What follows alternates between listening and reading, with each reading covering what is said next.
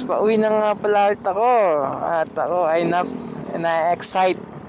Pero mag-gloves muna kasi ako, malamig. Malamig ang panahon. Malamig ang kamay ko. Uwi tayo ng lipa guys dahil meron darating na package. At excited na ako. Kaya naman, let's go. Umuwi na tayo guys. Galing pa tayong panggabi. Kita-kita na lang sa bahay.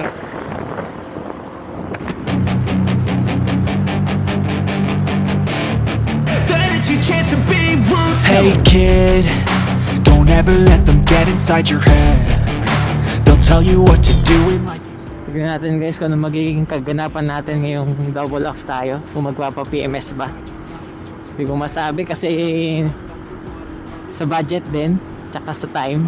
Pero bukas kasi ay Sabado, baka hindi tayo makapagpa-PMS bukas dahil baka madami rin tayong makakasabayan.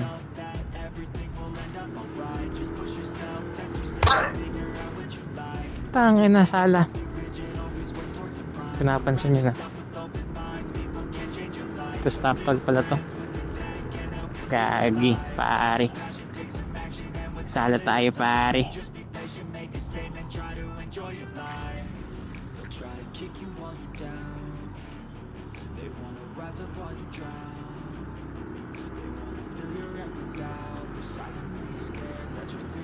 Huli tayo pare kung may ano doon, merong enforcer doon, huli tayo doon pare.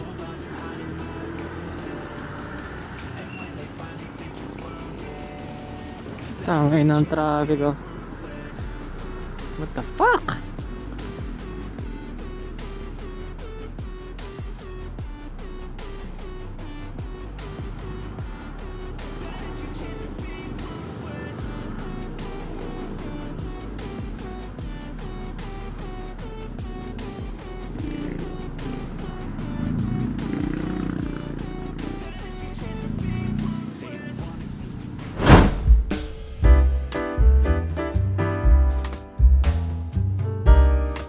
Akong parcel galing akong night shift, ako'y antok na antok pa at ako'y excited din.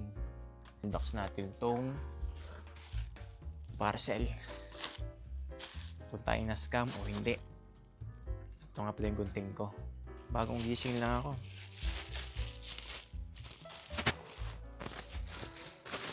Na dito lang pala na rin. Ayun na, buksan ko na guys. At ito na yan guys, oh. Insta360 Ace Pro.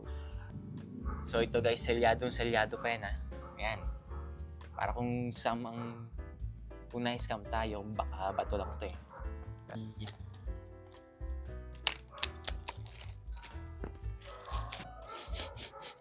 Bango pa.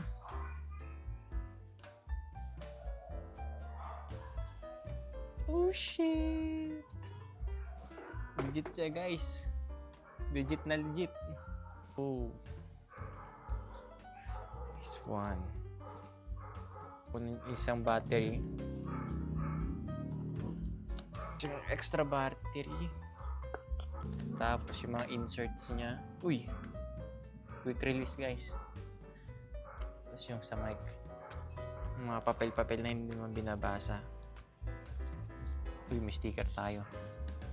Think bold. Warranty card. Salamat TikTok.